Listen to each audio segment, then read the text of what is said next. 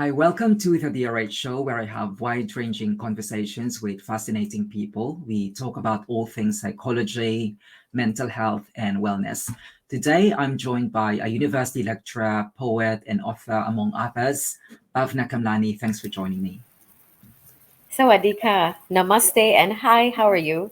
How are you I'm doing, Dennis? I'm very good. I wish I'm as multilingual as you, but I could just say thank you for joining me today. Clearly, it's busy time of year. We can see that you're in Christmas spirit now, but thank you for sparing a chunk of your time. So let's kick this off, Bhavna. You have a really interesting background, but would you mind sharing to us your trajectory in life and how you ended up doing what you're doing? I would say life happened. Universe just kind of like got me into my journey and was drilling away.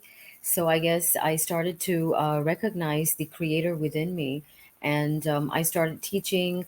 I love creativity, so it just I think it just started because I started to listen to my heart. I started to follow what is important and what I want, and how is life so important and so beautiful, and how can I make it meaningful. So that's how it is happening, and I'm on a journey, I would say. Yeah, thank you. Well, we'll explore more of what you actually do, but I understand at the core of what you do is emotional intelligence. I just had a sense of that when I was navigating your website. Now, obviously, a lot of people would have an idea what emotional intelligence is, but from your own experience and your own expertise, would you mind defining to us what is emotional intelligence and why is it important to kind of understand what is emotional intelligence? Okay, so emotional intelligence, it's not only about understanding how intelligent we are about our emotions, it's more about awareness. As we all, I mean, what I would like to say is, as we are all getting to understand about how people are projecting and telling us that, okay, emotions are this, emotions are that, like you mentioned, intelligence is the ability for us to understand and manage our own emotions. Not only that, in one level, but we have many levels. We have self awareness, we have self management, social awareness, relationship management. When we are at work or when we are teaching, we are actually regulating our emotions at different levels, at different tone, at different pitch. At the same time, emotional intelligence allows us to monitor or to reflect and become aware of certain emotions about ourselves. How are we feeling? How are we happy? Are we sad? Are we angry? Or do we have any resentment? Our reaction towards things like that. And emotions play a very important role in everything. Life is emotional, I would say, because when you're happy, happy is an emotion, sad is an emotion. You recognize it, you understand it, you accept it, you manage it. And educators, they need to incorporate social and emotional learning in their curriculum. And for me, this is what social emotional learning is very part of the emotional intelligence. And it's the same thing basically. So for curriculum, we would say SEL, and for emotional intelligence is more about how our intelligence can detect and can understand and manage the emotions. We see at workplaces sometimes that people react so much, right? And it's so important for leaders to understand how they are reacting, what are they sensing, how do they feel before they react. Because we need more mindful leaders out there. We need people who can actually be part of the team, you know? Absolutely. And of course, it's not just emotional intelligence that you're helping people navigate their life, but it's also more about leading them to have a more authentic life. And I understand Yes, that three concepts that kind of governs this, what you would yes. call unlearning, relearning, and programming. So tell us more about these three aspects in relation to leading a more authentic life. It's like, when we are young, we are taught so many things, right? Our journey itself is filled with learning. And when I say we are unlearning, we are relearning, or we are reprogramming, what happens here is that whatever we are taught, and once we sense the awareness, once we know that this is not right for us, this doesn't resonate for us, we unlearn it, we let it go. That's the reason why so many people, when it comes to experiences of discrimination or trauma or body shaming, for example, or it is okay to say things to people about color and weight management and so on, or you're not good enough. So there are a lot of belief systems. There's a lot of belief that we feel that we have put it in our system, and it becomes part of our lives. We breathe it, we live it, and we feel that without that we are nothing. So once we realize that that doesn't resonate with us, that is not right for us, and we are not living a conscious life, we are not living a genuine life, or a thought I mean authentic life, that's when we tell ourselves no. We are going to remodel, we are going to visualize what is the past, what is the part of our life that we can actually change, what is it that we can let go and relearn it, what is it that we can unlearn. This doesn't resonate with us, we're going to unlearn it, we're going to let it go. And NLP helps with that. NLP helps you to mirror, to visualize, to create this modeling where you kind of like close your eyes and or you can write it down and you can reflect on how your journey is going to be. So when we say reprogram, we have the ability to reprogram and unlearn things that do not resonate to us so that we can have a much more happier, meaningful life. And that's what I would say, unlearning, relearning. And how many teenagers out there, so many, for me, when I was learning this, there was a lot of things that came to me as an experience while I was growing up. And I realized that, oh my God, this is not the way I would like to live my life. So while I was, teaching and working and embracing new things, I started to reprogram my mind. I started to ask myself, how is it that I could change my thoughts? What is it that how I would like to live my life like? And you can always relearn things. Always remember that you learn everything every day.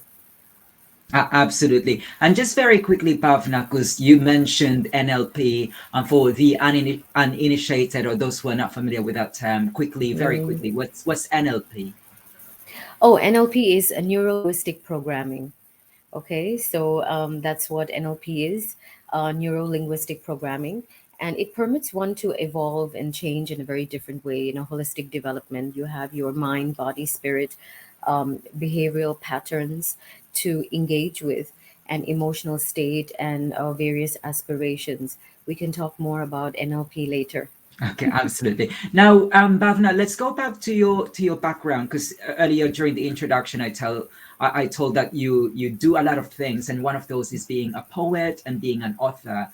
And I found out on your website that you actually write a number of stories. So please share to us what genres you have written so far, and how does writing through poems and stories help people? And personally, how did it help you? Writing is a phenomenal journey.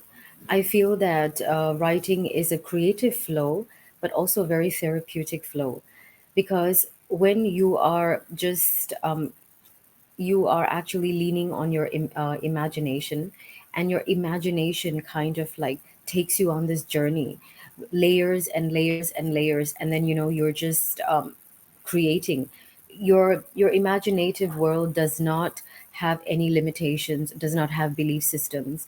You are just putting your heart out there. Your mind is going like you start to realize that, oh my God, your mind is that, and your heart, and how much can we actually um, write, and how we can actually flow. But we don't realize that we have this entire universe inside us. And for me, writing, when it comes to genres, I write fiction, nonfiction, poetry. I write flash fiction as well. And for poetry, there is no specific genre or topic that I would write about, because I write about everything. And I feel like when it comes to writing, it's a very therapeutic part of my life. And I'm sure so many people out there also understand this, because sometimes you have many kinds of writing. So you have intuitive writing, you have journal writing.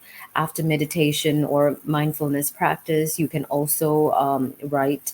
Sometimes you write your visions. You create your vision board through writing. And sometimes you write something and then you burn it. You are releasing some kind of emotion. So for me, writing is a beautiful journey, and it has its own adventure. It has its own up and down. You also have a writer's block, and how you are actually giving birth and making characters come to life. So for me, when I was writing like fiction books, I had to do some research, of course, understand my characters. And when it comes to different genres, especially for fiction, I've had thriller, I've had like ghost space, I've had romance, I've had adventure road trip. I've also had nonfiction where it's called Gratitude, Good News, and Guidelines. And it was an anthology by 33 writers who contributed. And it was very interesting to read everybody's journey on what we say, what is good news, what is gratitude for them. And of course, guidelines are various approaches people can actually apply. In terms of romantic, a journey on like a road trip or travel writing and romance, I feel that one of the integral part of life is love, you know. And we can experience love in many kinds of ways. And when it comes to ghostwriting, actually about a thriller about these six spirits called The Classroom, I had poetry, I had art in it as well. And I think that was one of my very interesting journey of writing it. For short stories, I have written about on like Thai ghost story. There was a Thai ghost story, and there has been quite a bit of short stories and flash fiction sometimes. So I'm just I feel like there's no end when it comes to imagination, and writing allows people to actually express mentally, emotionally, and spiritually as well. There's a lot that you can actually come out and realize your own potential, things that you may not even realize that you actually had before. Writing can also be improved as a craft, where you're getting better at something. You're understanding your plot. Sometimes the plot is not right. And one thing is there that when people finish writing, as for my journey, I understand that there was no end, in the sense like you finish a story and it's never good enough, right? And sometimes when you send it out, you are always going to face sometimes rejection as well. And that's a whole journey about it. But the process of writing makes you feel so comfortable, and it's so amazing that you just feel like, oh, I it's like you're conquering the world, you're conquering your own mind, and understanding that there is no limit. So yeah, that's my writing journey. Absolutely. And for those who wants to explore more about your writing journey, I understand they could get a flavor of your writing through your website. And of course, more recently, you actually wrote an article on PsychReg, so about Reiki healing. So for anyone who's interested to explore your writing, I'll pop the link on the description notes so anyone could just read it for themselves. Now, Thank Bhavna, you. thank you for sharing to us your genre, the kind of writing style that you're leaning towards. But can you share to us some studies which backs up the shall we say, the effectiveness or the efficacy of journaling or writing when it comes to the reflective process and healing? Do you have any psychological studies that you could share with us? At the moment, I can't remember the names, Yeah. but I must say that if you Google it, and if you actually check, so much. What I can share is, okay. Recently, on in my research, in which I'm conducting right now on education, the students who were practicing mindfulness and they were in the 8-week course, they after every week that they were journaling and doing the mindfulness practice, they were doing a reflection. And what I can say about reflection and journaling is that it is a relationship between yourself and your mind, your emotions, your mental state, where when you put it out there, you are actually able to question yourself. You're able to ask yourself that what are the limitations? What is my free will? How I would like to improve my life? What are the human conditions? My condition, for example, and how I can make it meaningful. What is it a part of my life that I would like to change? And do I need help? What level am I experiencing? So, when we talk about various publications, there are many, many publications out there. I can't really remember the full research name, but if you type relationship between reflection and you know journaling, you're gonna get tons of it. And now we started to also use it for our assignments, where students are asked what do they think, how do they feel, in business ethics, for example, or in business ethics.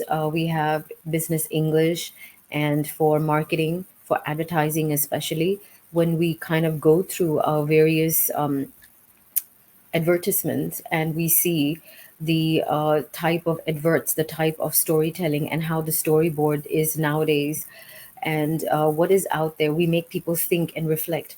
Do they really want that out there? Do they want it that way? So, when it comes to reflection, it allows people to recognize and understand how things are. I have this thing that I can share. Uh, I have this book. It's called Gratitude, Good News, and Guidelines. And I have a reflection book with this. If you want it, you're most welcome to write to me, and I can always post it to you with the reflection book. It has a message, and it not only has a message, it has some translations as well. So when it comes to journaling, the journaling is your safe space, is your secret, is your space, your first to go place, where you are sitting there, you can write anywhere. And if you feel uncomfortable sharing it with someone, you can actually take your book and you can actually write down how you feel, how you feel, how are you, write some self-love affirmations, and understand that how all of this projection or experience that one is going through, how we can actually make it better. And always remember that when we're journaling, we remind ourselves that we are our friend, we are our coach, we are our own mentor sometimes. I hope that helped. Absolutely. I suppose when it comes to writing, we can say that some people are not yet ready with talking therapy. Like what you've said earlier, it's your first go-to because probably you're still not ready to, engage with a more, face-to-face or even virtual conversation with someone. So you just kind of process your thoughts, your experience, your trauma through something more mindful, such as writing. Um, Hmm. now, of course, Bhavna, we live in an era now where we have a wealth of information, we have a wealth of resources when it comes to promoting positivity, when it comes to mental health and well-being. And it's not just writing that can actually be beneficial to us, but I understand that also vibrational music change is also beneficial to our wellness, to our mental health. Can you please talk more about this?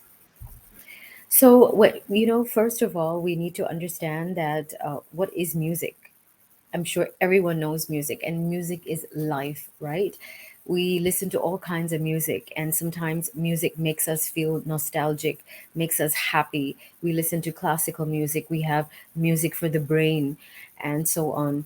So, music, when it comes to high vibration, especially like when it comes to gong bath, or when you're just calm, or even if you're not calm and you're listening to high vibrational music, it brings the awareness of certain polarities in your cells, that your cells kind of like shift, and it brings in position of atoms taking place, and it kind of releases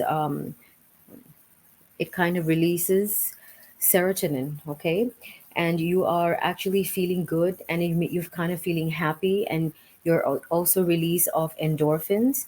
And when we are actually listening to high vibrational music, while we are feeling good because of endorphins, we are also strengthening our own immunity. My experience is that when we have Reiki sessions, for example, there will always be high vibrational music being played in the background, and the client will feel very relaxed. Sometimes the client has not actually slept for a long time and has trouble sleeping, and is probably suffering from insomnia. And the high vibrational music allows the connection, I would say, that instant connection with your cell system, that your cells actually have this movement, and you kind of feel so calm, and step by step you kind of feel good about it. So there are different megahertz that one can hear. There are different frequencies that people can actually listen to. And that's the reason why today, when it comes to singing bowls, when it comes to gong bath, where you have the frequency, you know, just the same with the planets or the moon. It kind of gives people different experiences. But vibrational music also helps release, okay? If there is a blockage in your system, if there is a blockage in your cells, the high vibrational music allows certain emotions to be released, that it comes to surface, and you kind of start to, it kind of becomes like you become aware about it, you know. So music has always been a very therapeutic experience. I would suggest that when people are listening to music, choose your music wisely, because you have all kinds of music and lyrics nowadays that may not be favorable. And it's important to listen to music that actually, music can also be like an affirmation, right? You are listening to music, dancing to music, but you're not actually saying, having this repetition of words that may not actually resonate with your system, but you're just going on with it, you know. So listen to positive, high vibrational music. When you listen to music, you feel happy, you remember good times, you want to dance, go for it. But high vibrational music kind of helps you, Mhm. and helps you through meditation, Mhm. helps you for visualization and manifestation as well. Mhm. Absolutely. Now we talk about music and writing, and I understand that another aspect of your work is trying to make people realize the importance of conscious living lifestyle. So if you could just kind of educate us as to how we can achieve conscious living lifestyle, and does this, you know, listening to vibrational music and journaling and writing, do they become important elements of achieving conscious living lifestyle? Conscious living lifestyle is so imperative for everyone, for young children, for teenagers, for adults as well. When I was growing up, I was not actually told so much about conscious living lifestyle, because you have norms. You kind of live your life based on how other people project. You have society, you have expectations, you have norms, and you are always fulfilling an agenda or to do list of what you're supposed to be doing, or what is expected out of you based on your gender. So, conscious living lifestyle means for you to become aware that you are not going to micromanage. You're not going to be controlling so much. Because when we are having a conscious lifestyle, we become more mindful. How do we want to prosper? How do we want to bring the best out of our lives? How do we actually respect, um, become more compassionate, empathetic, and how we learn to become a global citizen. And you know, we kind of learn how to respect people from different cultures, not discriminate. So a conscious living lifestyle, it is becoming more meaningful. How do you want to live your life? How many hours of sleep do you want to get? What is it that when you wake up in the morning, what kind of job would you like to do? And when it comes to eating healthy, how do you like to eat? How much do you eat? Are you eating adequately? Are you having sufficient vitamins? Or so conscious living lifestyle allows us to respect mind, body, spirit. How can we respect physical, how can we respect emotional, and how we can actually also affect mental health.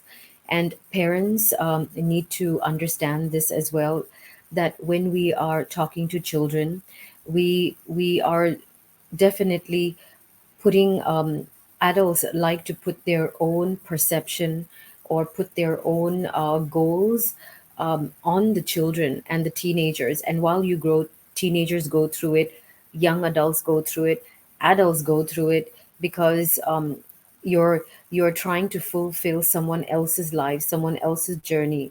And by the time sometimes you realize you're not supported as much as you would if you were choosing someone else's path. So when it comes to conscious living lifestyle, we have to learn how to live an authentic, genuine lifestyle, how we can actually be part of the global community. And we have these silent discoveries about life, and we are like, now we want to do this differently.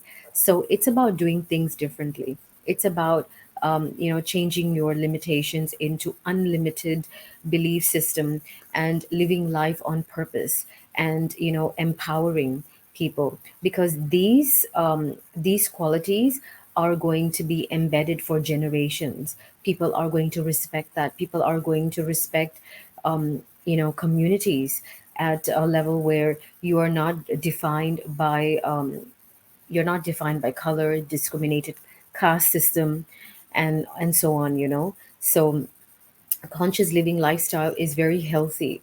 It makes people healthy. It makes people eat well, sleep well, and of course, understand mental and emotional health, where you can sit and talk to people. And you need to create this kind of ambience at home, a safe space and a fun space at home, where it is okay to be different. It is okay to share your ideas, and what is okay not to follow something if you feel like it's not necessary and it doesn't resonate with you, and you have chosen something different. So that's what conscious living is so important. Absolutely. Well, Bhavna, I like what you said there, that we have, especially the way you use the word respect in relation to mental, in relation to physical, and in relation to spiritual. Now, earlier we talked about mindfulness in the form of journaling, and you also briefly mentioned about NLP. And I also mentioned that you wrote an article about Reiki.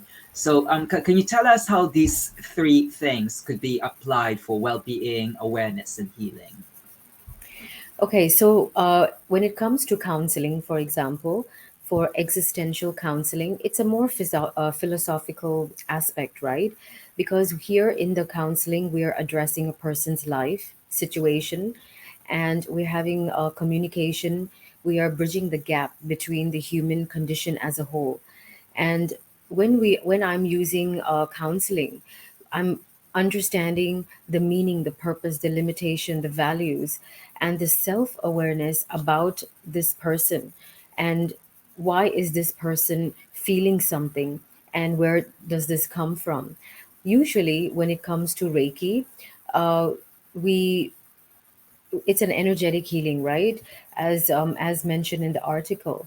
And with the experience of Reiki, we are tapping into someone else's life energetically, and of course free will. So when you're doing the healing, placing your hands respectfully, and the person knows what is going on, we are tapping into a journey of their emotions, a journey of the experience that can come up as a child, a childhood memory, uh, trauma, mental, emotional health, things that you feel that you cannot speak to somebody, or something that happened and it was like unresolved situations. And maybe even your desires of what you want to do but you're unable to do. So these are just some of the examples. So when I have reiki, for example, I actually after the during the session, which takes about 60 minutes, and there is a background high vibrational music being played, and with the attunements already being done, uh, it is asking someone's free will that the session is going to start. And during that time, if there's specific messages that come up with, I would say, divine intervention, with guides, and you're being guided through with this high with the highest with the source, the highest power that kind of shows you. It's like you're actually going on a journey with this person, and once things are revealed step by step, you kind of like acknowledge it at certain areas, a certain point, um, to the client. And then once that is done, you actually, I would practice existential counseling, talk about what was seen, and why does this person feel like this, and what is the purpose, what is the change, and why I kind of like put it as an integrated system, because our life has meaning, our existence has meaning. There are some things, there are a lot of experiences that we cannot share with people, where energetic healing really helps. Then you have counseling because you talk, and it's very important that you kind of bridge the understanding of trust, because you can't trust everybody, and sometimes some people have had experience that they've trusted the practitioner, but it didn't go very well. And when it comes to NLP, as NLP is neuro linguistic programming, you are understanding someone's visual, auditory, and kinesthetic manner. Okay. And when you are getting to that, and you're tapping into that, you are understanding how certain NLP techniques like swish or mirroring or modeling and visualizing can actually help, because we are speaking about their experiences, speaking about their habits. And when it comes to integrating all three of this to help the client, I have seen that it kind of works. Although sometimes they don't know that I'm actually using it, because it comes so naturally. You're just having a chat with them. You're sharing. They're sharing their journey with you, and it's kind of like a layer. I would say. Not like an onion, but you maybe like an onion. You have different layers and layers, but at the end of the day, at the end of the session, we have this genuine experience that comes apart because of what the person is feeling. Does Mm. that help? Yes, absolutely. Well, thank you for sharing to us how we can actually benefit from those three: mindfulness, NLP, and counseling, and of course Reiki.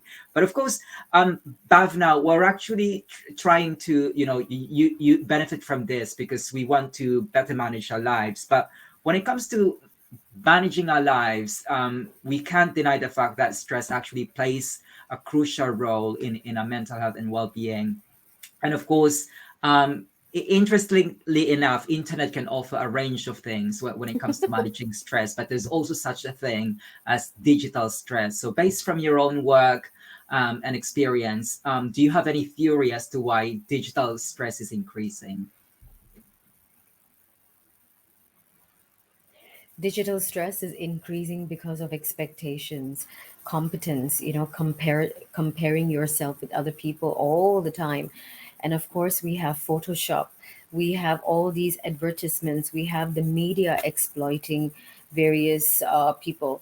It's like when people are watching the news every single day, and you have different channels in different countries, the way they actually cover the news, and they keep repeating it like as if they're chanting something, that the people watching it don't they come to a point that you cannot know what is actually the truth, what is actually made up, or what is something to manipulate your mind, and what is kind of like brainwashing you. So when it comes to digital stress, you have media. Number two, you have advertisements. You have advertisements and influencers. You can use all of that in a positive way because that's part of marketing, that's part of advertising. However, how many advertisements are out there that actually makes people feel that they are not good enough? So constantly we are looking at nowadays we're looking so much at TikTok, we're looking at Instagram, we're looking at when we're watching just some YouTube video, we have advertisements bombarded at every part of social media.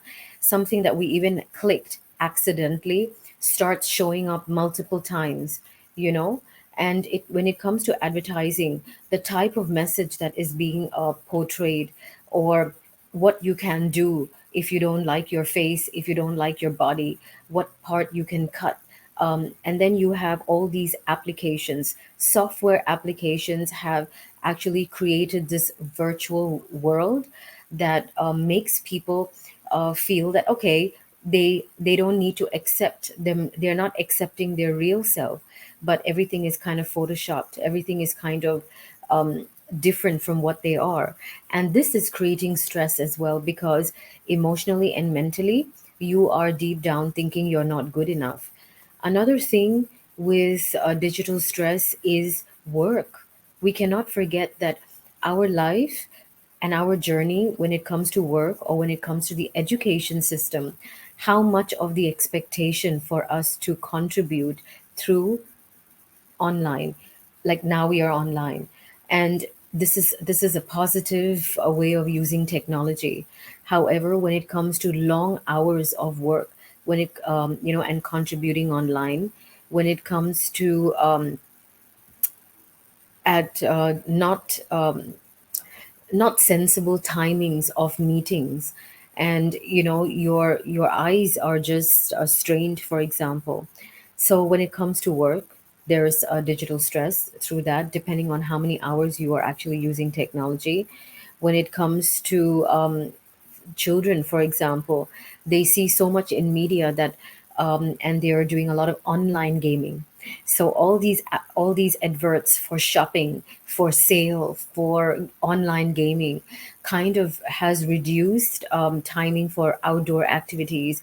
And parents, even when they're eating, or even when there's time to actually families actually have a lot of time they can use to spend time with their children, or go out with their families and have trips.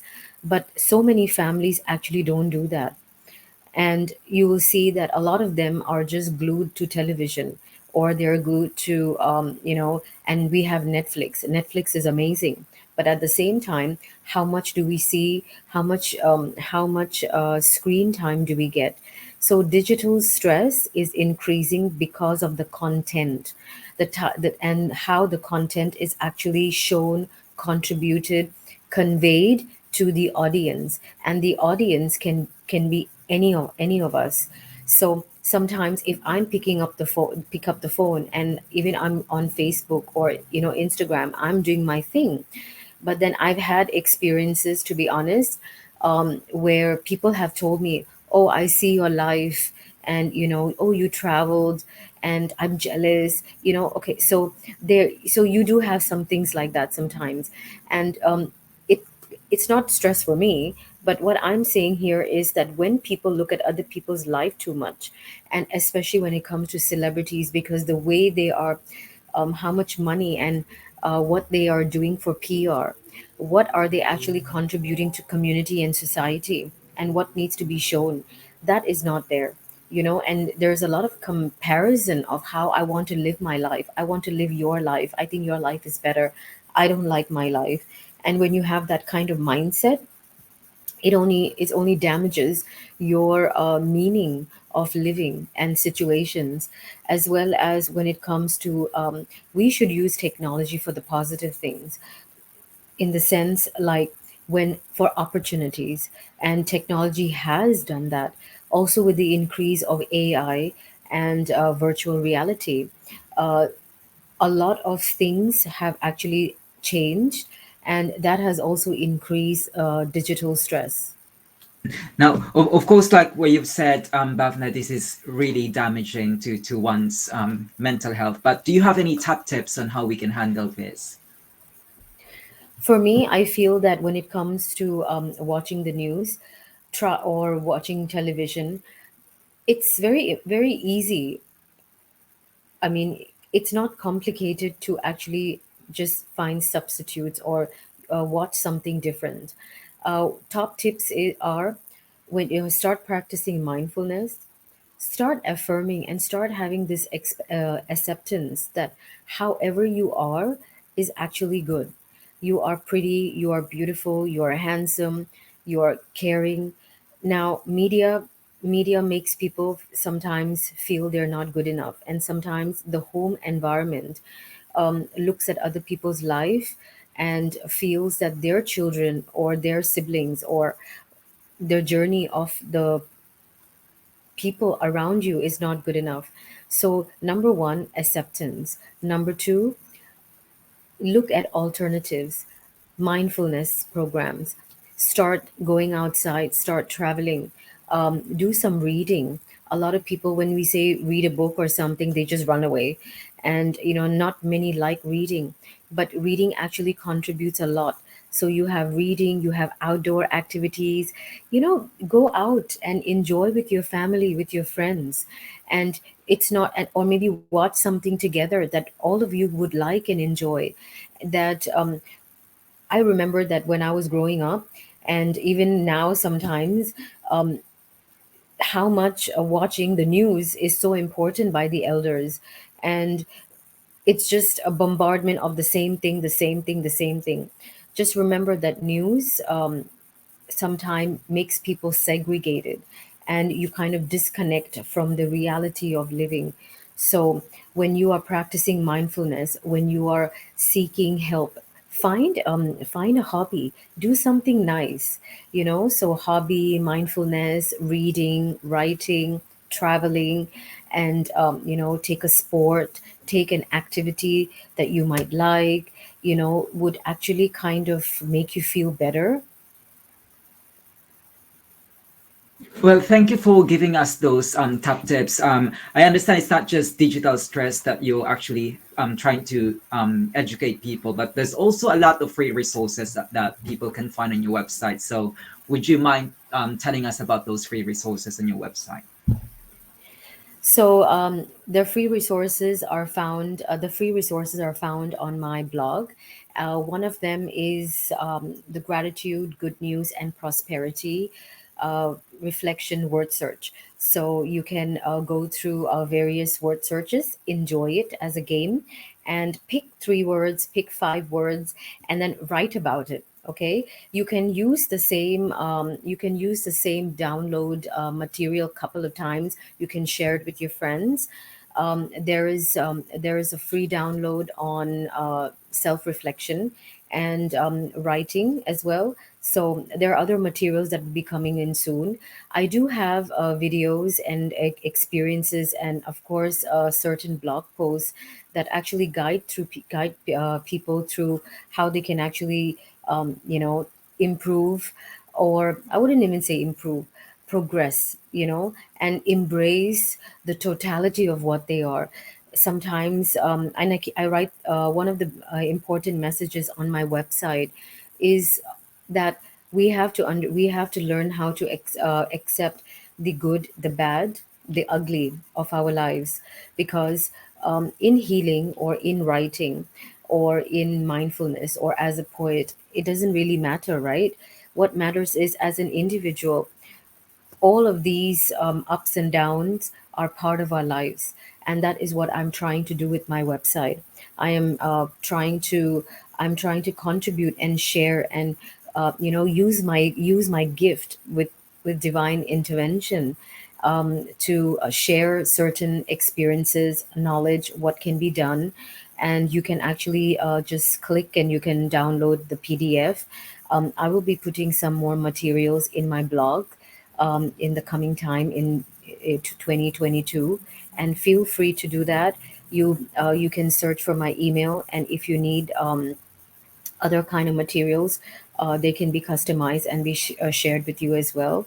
And let's do this. Let's do things for our own well-being. Absolutely. So again, I'll pop the link to your website so people can check out those free resources. Now, Bhavna, you've been in the field of mindfulness among any other disciplines, but what would you say are the misconceptions? You know, like when people say about when people hear about mindfulness, they kind of have this stereotypical notion. But I would say if you could just kind of identify those misconceptions and address them. Okay, so people think that mindfulness is one of the misconception is everything is all about meditation. And when practicing it, all you need to do is just be in a good mood all the time. But it's not like that. You have I good have to mood, be you honest, have bad Bhavna, I'm mood. one of those. Yeah, No, it's yeah. not. You have mindful eating. You when you're reading. Okay, let's say you're eating your favorite food. Okay, and the taste, the smell, the fragrance, that kind of stuff. Okay, so and mindfulness is not a quick fix.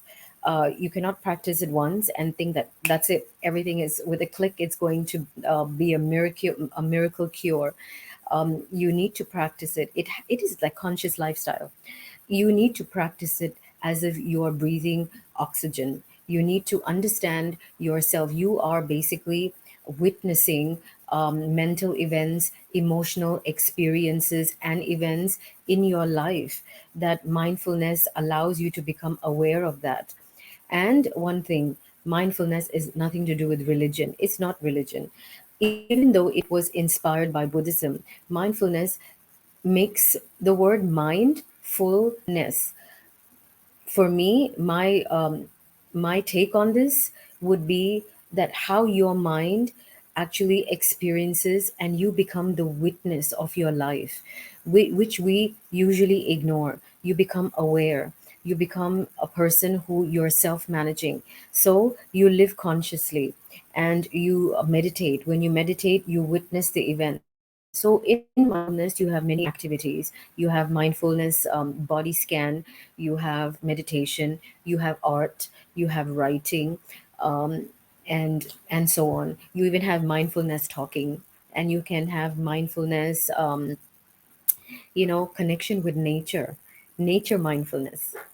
Absolutely. Now, Bhavna, we're already crawling towards the end of this interview. We've learned about the important work that that you're doing, but I've just got three more questions, and this is intended to kind of um, learn more about you as a person. So, Bhavna, is there a particular individual who has the greatest influence to your work?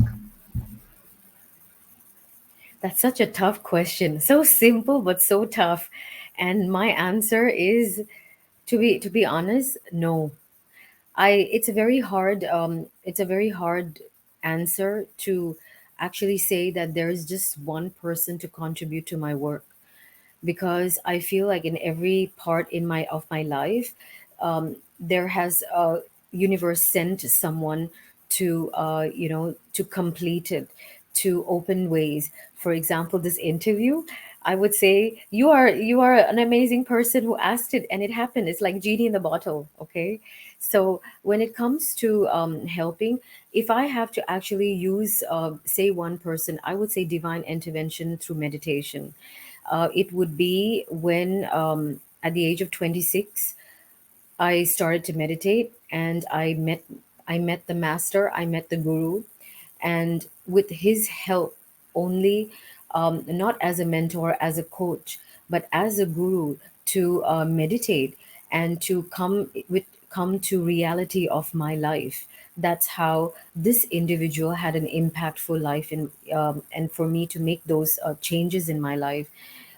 My students, I would say, my students have been a greatest influence in community, in NLP, in you know understanding mindfulness, and how people from different cultures can actually make you help you do that. um, One person I would say that actually guided me would be myself. I In all the experiences of outer experiences, I cannot forget how I picked up myself, or how I actually realized that I can do this, I can change, and what are the emotional intelligent competence that and the transformative process. With I've had met so many people that have come in my life that whether it's through conferences, whether it's writing, they have actually been a very not I would say a very friendly, guided mentor, a temporary aspect. So I hope that kind of answers your question. I'm sorry I couldn't mention one person. I know. I'm trying to be tricky. It's really hard to pin it down to one person. But Bhavna, what's your professional dream, or do you even have one? When I was a kid, I thought I would like to be a private detective and write for films and write movies actually. And as I was growing up, I kind of recognized that no, my professional dream would be how to combine creativity, mindfulness, writing, healing, everything together, you know, and how a university or how organizations can actually provide that kind of work. And you can actually be an entrepreneur and you can actually lead people in various ways, that would be like a professional dream.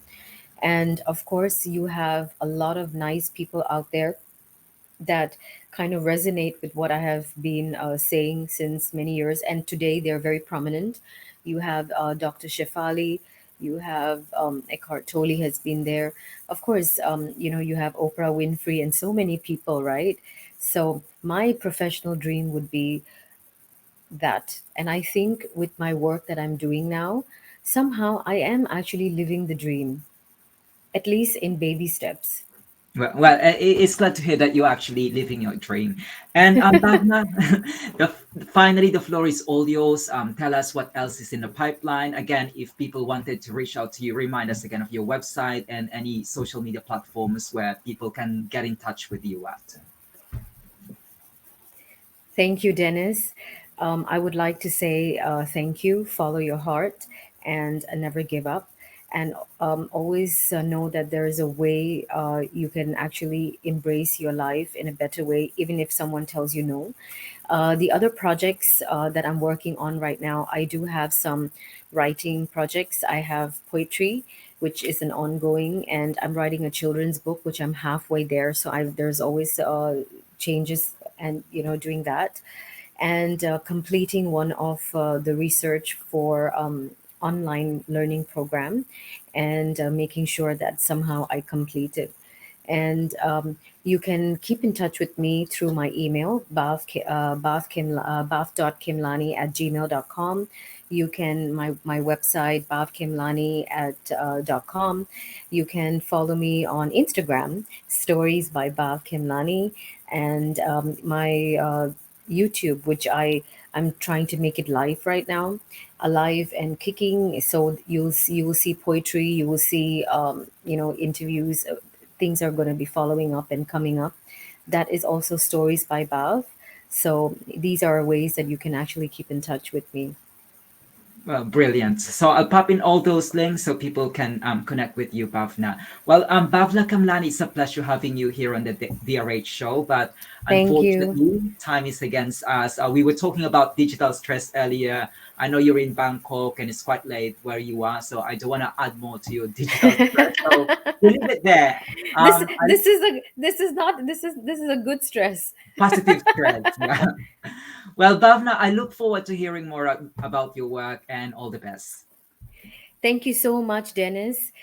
Gratitude and Merry Christmas in advance. Thank you Happy so much. Christmas. Sawadee ka. Thank Sawadee you. ka.